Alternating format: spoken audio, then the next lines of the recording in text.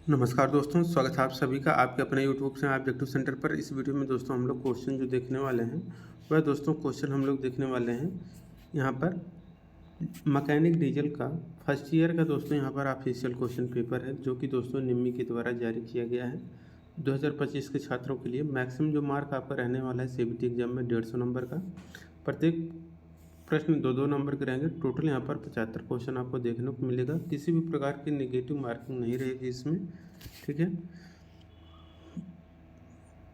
सबसे पहले दोस्तों यहाँ पर ट्रेड थ्योरी का प्रश्न आ जाता है, जो कि आपको 38 क्वेश्चन आपको देखने को मिलेगा, ठीक है। और ये जो है दोस्तों सेट नंबर 2 है, यहाँ पर आप लोग देख सकते हैं ये सेट नंबर 2 है, जो कि निम्मी के द्वारा जारी किया गया है। यहाँ पर पहला क्वेश्चन देखिए, यहाँ पर कहा गया है कि बेंच वाइज का क्या उपयोग है। तो देखिए दोस्तों, बेंच वाइज का जो उपयोग है, इसका प्रयोग हम लोग किसी वर्कपीस को पकड़ने के लिए करते हैं। यहाँ पर दूसरा क्वेश्चन कहा गया है कि उपकरण का नाम क्या है। तो देखिए दोस्तों, ये जो आपको उपकरण दिखाया गया है ये आपका सॉकेट स्पैनर कहलाता है। यहाँ पर तीसरा करेक्ट आंसर हो जाएगा सॉकेट स्पैनर। तीसरा क्वेश्चन यहाँ पर कहा गया किसी वर्कपीस के अंदर भार और गहराई को मापने के लिए किस मापक यंत्र का उपयोग किया जाता है। तो किसी भी वर्कपीस के अंदर भार और गहराई को मापने के लिए जो मापक यंत्र हम लोग यूज करते हैं वो रहता है दोस्तों हम लोगों का वर्नियर कैलिपर। वर्नियर कैलिपर यहाँ पर चौथा करेक्ट आंसर हो जाएगा। चौथा क्वेश्चन यहाँ पर कहा गया कि वर्नियर कैलिपर का कौन सा भाग गहराई मापने के लिए उपयोग किया जाता है। तो देखिए, वर्नियर कैलिपर का जो भाग गहराई मापने के लिए यूज किया जाता है वह रहता है आपका डेप्थ मेजरिंग ब्लेड। तो गहराई मापने का ब्लेड आपका करेक्ट आंसर हो जाएगा। पांचवा क्वेश्चन यहाँ पर देखिए, कहा गया कि स्लॉट के अंदरूनी आकार की जांच करने के लिए किस उपकरण का उपयोग किया जाता है। तो देखिए, स्लॉट के अंदरूनी आकार की जांच करने के लिए जो हम लोग उपकरण यूज करते हैं वह टेलीस्कोपिक गेज होता है। यहाँ पर चौथा करेक्ट आंसर हो जाएगा टेलीस्कोपिक गेज। छेनी का उद्देश्य क्या है। तो देखिए दोस्तों, छेनी यानी कि जो चीजल होता है इसका प्रयोग हम लोग किस लिए करते हैं। तो चिपिंग के लिए हम लोग छेनी का प्रयोग करते हैं। मैलेट का उद्देश्य क्या है। देखिए, मैलेट दोस्तों लकड़ी का जो हथौड़ा होता है उसको हम लोग मैलेट बोलते हैं, और मैलेट का प्रयोग हम लोग सॉफ्ट मेटल पर चोट मारने यानी कि स्ट्राइक करने के लिए हम लोग यूज करते हैं, ठीक है। आठवां क्वेश्चन यहाँ पर है कि कैम शाफ्ट पत्रिकाओं के व्यास को मापने के लिए किस उपकरण का उपयोग किया जाता है। तो देखिए, कैम शाफ्ट पत्रिकाओं के व्यास को मापने के लिए जो हम लोग उपकरण यूज करते हैं वो रहता है आपका आउटसाइड माइक्रोमीटर। यहाँ पर आउटसाइड माइक्रोमीटर आपका करेक्ट आंसर हो जाएगा। नौवां क्वेश्चन यहाँ पर कहा कि बाहरी माइक्रोमीटर एनविल में किस सामग्री का उपयोग किया जाता है। तो बाहरी माइक्रोमीटर एनविल में जो हम लोग सामग्री यूज करते हैं वह सामग्री होता है आपका कार्बाइड का। तो यहाँ पर कार्बाइड आपका करेक्ट आंसर हो जाएगा। 10 नंबर क्वेश्चन यहाँ पर कहा गया दिखाया गया मापक यंत्र का नाम क्या है। तो दोस्तों, ये जो आपको मापक यंत्र दिखाया गया है चित्र में, ये आपका कहलाता है बोर डायल गेज। तो यहाँ पर बोर डायल गेज आपका करेक्ट आंसर हो जाएगा। 11 नंबर क्वेश्चन यहाँ पर कहा गया है यक्स से चिन्हित भाग का नाम क्या है। तो यहाँ पर दोस्तों जो आपको यक्स पार्ट दिखाया गया है, यह यक्स पार्ट दोस्तों आपका कहलाता है क्लैंप, ठीक है। तो क्लैंप यहाँ पर आपका करेक्ट आंसर हो जाएगा। 12 नंबर क्वेश्चन यहाँ पर कहा गया है कि क्रैंकशाफ्ट के इन प्लेट की जांच करने के लिए किस उपकरण का उपयोग किया जाता है। तो क्रैंकशाफ्ट के दोस्तों इंड प्लेट की जांच करने के लिए जो हम लोग उपकरण यूज करते हैं वह डायल टेस्ट इंडिकेटर होता है। 13 नंबर क्वेश्चन है कि आपको गेज का नाम बताना है। तो ये जो गेज आपको दिखाया गया है ये आपका फिलर गेज कहलाता है। यहाँ पर पहला करेक्ट आंसर हो जाएगा फिलर गेज। 14 नंबर क्वेश्चन है कि खुरदरी सतहों पर किस मार्किंग मीडिया का उपयोग किया जाता है। तो देखिए, खुरदरी सतह पर हम लोग प्रोसियन ब्लू का उपयोग करते हैं मार्किंग मीडिया के रूप में। आपको इस उपकरण का नाम बताना है। तो ये जो दोस्तों आपको उपकरण दिखाया गया है यह आपका है टेबल पर निशान लगाने के लिए, ठीक। टेबल पर निशान लगाना यहाँ पर करेक्ट आंसर हो जाएगा। और देखिए यहाँ पर 16 नंबर का क्वेश्चन क्या कह रहा है, कह रहे हैं यहाँ पर कि लंबाई की एसआई इकाई क्या होती है। तो लंबाई की एसआई इकाई होता है दोस्तों यहाँ पर मीटर, ठीक है। तो यहाँ पर 16 का तीसरा करेक्ट आंसर हो जाएगा। 17 नंबर क्वेश्चन है कि सही कोण की जांच करने के लिए किस उपकरण को यूज किया जाता है। तो सही कोण की जांच करने के लिए जो हम लोग उपकरण यूज करते हैं वह हमारा ट्राई स्क्वायर रहता है, ठीक है। 18 नंबर क्वेश्चन यहाँ पर कहा गया कि आउटसाइड कैलिपर का उपयोग क्या है। तो देखिए, आउटसाइड जो कैलिपर होता है इसका प्रयोग हम लोग जाब के यानी कि वर्कपीस के बाहरी व्यास की जांच करने के लिए हम लोग यूज करते हैं आउटसाइड कैलिपर का प्रयोग। आपको ये जो दिखाया गया है यह किस प्रकार का कैलिपर है आपको बताना है। तो ये जो कैलिपर है दोस्तों यह आपका कहलाता है जैनी कैलिपर। तो जैनी कैलिपर आपका करेक्ट आंसर हो जाएगा। आपकी इस छैनी का नाम बताना है। तो ये जो छैनी है यह छैनी आपका कहलाता है दोस्तों यहाँ पर डायमंड पॉइंट चीजल। ठीक है, तो डायमंड पॉइंट चीजल आपका करेक्ट आंसर हो जाएगा। 21 नंबर क्वेश्चन है कि टूल का नाम बताइए। तो ये जो दोस्तों आपको चित्र में टूल दिखाया गया है यह टूल आपका कहलाता है दोस्तों आपका पुलर। तो पुलर आपका यहाँ पर करेक्ट आंसर हो जाएगा। अब देखिए 22 नंबर क्वेश्चन है कि एलन की बनाने के लिए किस सामग्री का उपयोग करते हैं। तो देखिए एलन की बनाने के लिए हम लोग जो सामग्री यूज करते हैं वह रहता है दोस्तों क्रोमियम या क्रोम वैनेडियम स्टील। ठीक है, तो 22 यहाँ पर चौथा करेक्ट आंसर हो जाएगा। 23 नंबर क्वेश्चन है कि स्पैनर का नाम बताना है। ये जो आपको चित्र में स्पैनर दिखाया गया है दोस्तों यह स्पैनर आपका कहलाता है हुक स्पैनर। तो यहाँ पर हुक स्पैनर आपका करेक्ट आंसर हो जाएगा। 24 नंबर क्वेश्चन है कि मैट्रिक सिस्टम में वर्नियर कैलिपर की सबसे कम गिनती क्या है। तो मैट्रिक सिस्टम में वर्नियर कैलिपर की जो सबसे कम गिनती है वो रहता है आपका 0.02 mm। पिस्टन पिन का व्यास मापने के लिए किस मापक यंत्र का उपयोग किया जाता है। तो देखिए पिस्टन पिन का व्यास मापने के लिए जो हम लोग मापक यंत्र यूज करते हैं वो रहता है दोस्तों आपका आउटसाइड माइक्रोमीटर। यहाँ पर आउटसाइड माइक्रोमीटर करेक्ट आंसर हो जाएगा। 26 नंबर क्वेश्चन यहाँ पर कहा गया है कि कार्नर्स पर सामग्री को वर्गाकार करने पर किस छैनी का उपयोग करते हैं। तो देखिए कार्नर पर अगर आपको सामग्री को वर्गाकार करना है तो वहाँ पर जो हम लोग छैनी यूज करते हैं वह डायमंड पॉइंट चीजल होता है।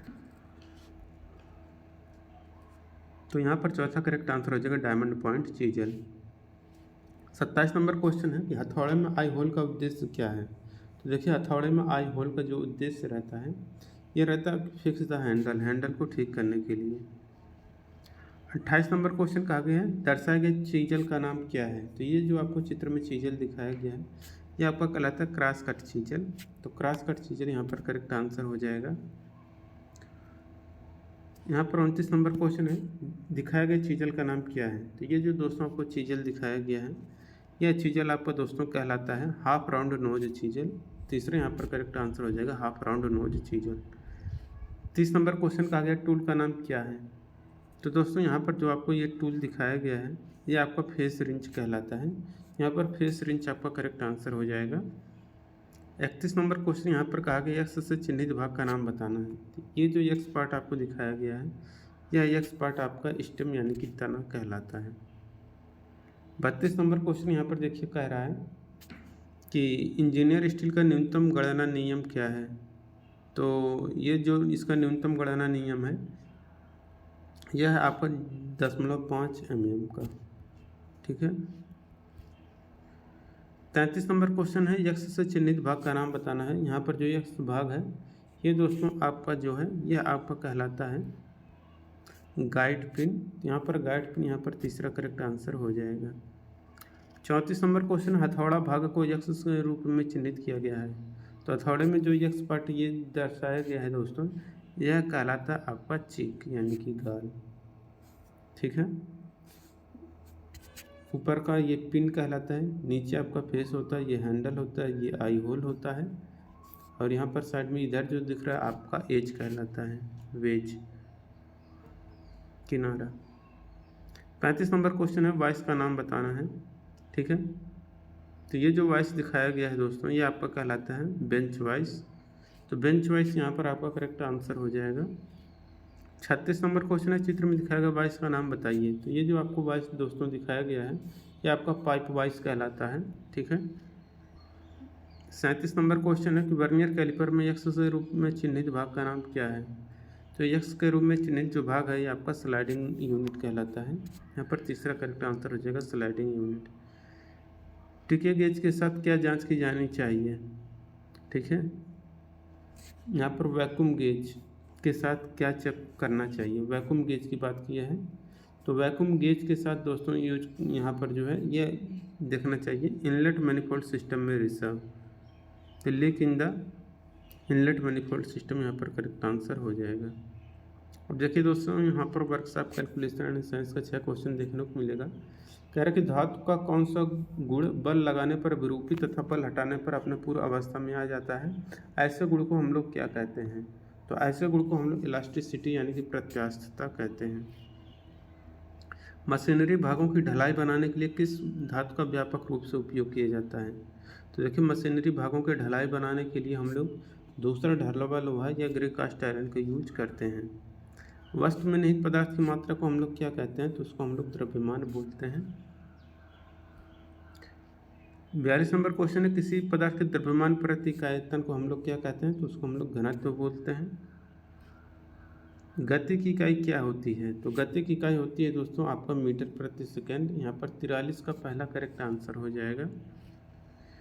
44 नंबर क्वेश्चन यहाँ पर कि शक्ति आउटपुट और शक्ति इनपुट का अनुपात क्या है? तो देखिए, शक्ति आउटपुट और शक्ति इनपुट का जो अनुपात होता है यह आपका एफिशिएंसी यानी कि दक्षता कहलाता है। अब देखिए दोस्तों, यहाँ पर इंजीनियरिंग ड्राइंग का दोस्तों 6 क्वेश्चन देखने को मिलेगा। पहला क्वेश्चन यहाँ पर कहा गया सामग्री की पारंपरिक प्रतीक को पहचानें। ये जो आपको दिखाया गया है सिंबल, यह सिंबल दोस्तों आपका कहलाता है इस्पात यानी कि स्टील। यहाँ पर करेक्ट आंसर हो जाएगा। ये जो आपको सिंबल दिखाया गया है, ये आपको दिखाया गया है कांच का सिंबल। तो ऐसा आपको यहाँ पर चौथे में दिख रहा है कांच, यहाँ पर करेक्ट आंसर हो जाएगा। 47 नंबर क्वेश्चन है, ये जो आपको दिखाया गया है ये आपका कंक्रीट का है, ठीक है, या ठोस। यहाँ पर कंक्रीट या ठोस, यहाँ पर करेक्ट आंसर हो जाएगा। अब इंजीनियरिंग ड्राइंग का 48 नंबर क्वेश्चन है, A4 शीट का ट्रिम किया हुआ आकार कितना होता है? तो ये होता है दोस्तों 210 × 297। यहाँ पर आपका तीसरा करेक्ट आंसर हो जाएगा, 48 का तीसरा। अब अगला क्वेश्चन यहाँ पर देखिए, कह रहा है 49 नंबर का, IS मानक के अनुसार कौन सा ड्राइंग आयाम सही है? तो आपका ये पहला वाला सही है, क्योंकि जो ड्राइंग आयाम होता है यह तीर के ऊपर दर्शाया जाता है। तो आपका ये पहला करेक्ट होगा। बाकी यहाँ पर नीचे हो जा रहा है तो ये गलत है। आपकी इस प्रिज्म का नाम बताना है। तो भुजाएं कितनी हैं? 1 2 3 4 5 6। हेक्सागोनल प्रिज्म हो जाएगा। Correct answer option number 4। अब देखिए, यहाँ पर एम्प्लॉयबिलिटी स्किल का दोस्तों आपका क्वेश्चन शुरू हो गया, जो कि आपको यहाँ पर 25 क्वेश्चन देखने को मिलेगा।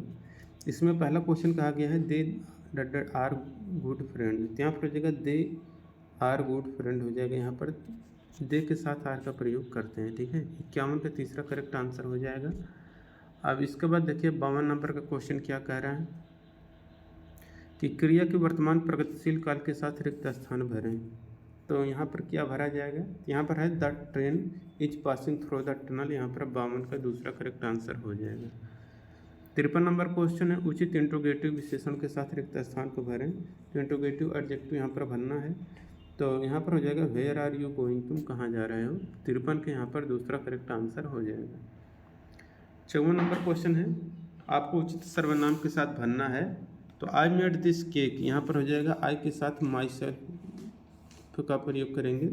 तो I made this cake my self यहाँ पर हो जाएगा। 54 का यहाँ पर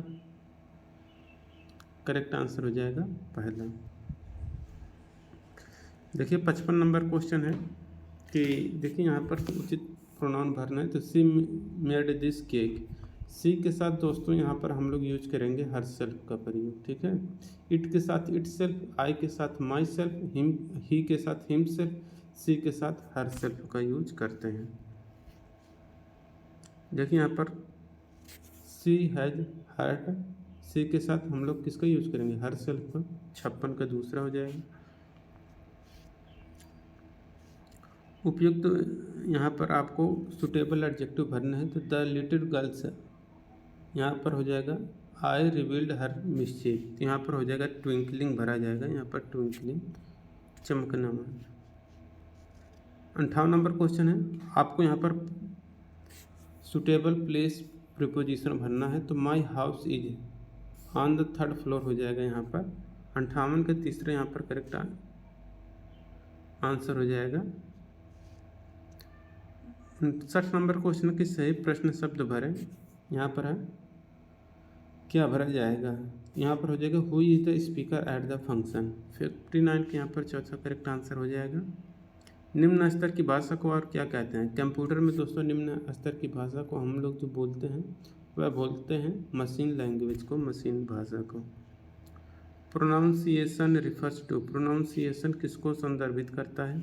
तो जो प्रोनाउंसिएशन होता है ये आपका प्रोडक्शन ऑफ साउंड, ध्वनि के उत्पादन को संदर्भित करता है।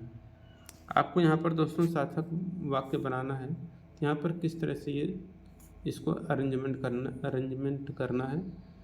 तो यहाँ पर जो आपका आएगा ये आ जाएगा she worked as a school teacher, यहाँ पर करेक्ट आंसर हो जाएगा। आवाज़ की पिच का उठना और गिरना क्या कहलाता है? तो देखिए आवाज़ की पिच का उठना और गिरना ये आपका इंटोनेशन या आवाज़ का उतार चढ़ाव कहलाता है। वह शब्द जो अचानक और मजबूत भावना व्यक्त करता है उसको क्या कहते हैं? तो जो शब्द अचानक और मजबूत भावना व्यक्त करता है उसको दोस्तों हम लोग विस्मयादिबोधक या इंटरजेक्शन बोलते हैं। 65 नंबर क्वेश्चन, जब आप शिक्षक, प्रशिक्षक या पर्यवेक्षक जैसे उच्च अधिकारियों का अभिवादन करते हैं तो आपको क्या उपयोग करना चाहिए? तो इसके लिए यूज करना चाहिए गुड मॉर्निंग का प्रयोग। आंसर शब्द में कौन सा मुख्य अक्षर है? तो आंसर में दोस्तों जो डब्ल्यू होता है ये आपका साइलेंट होता है। ठीक।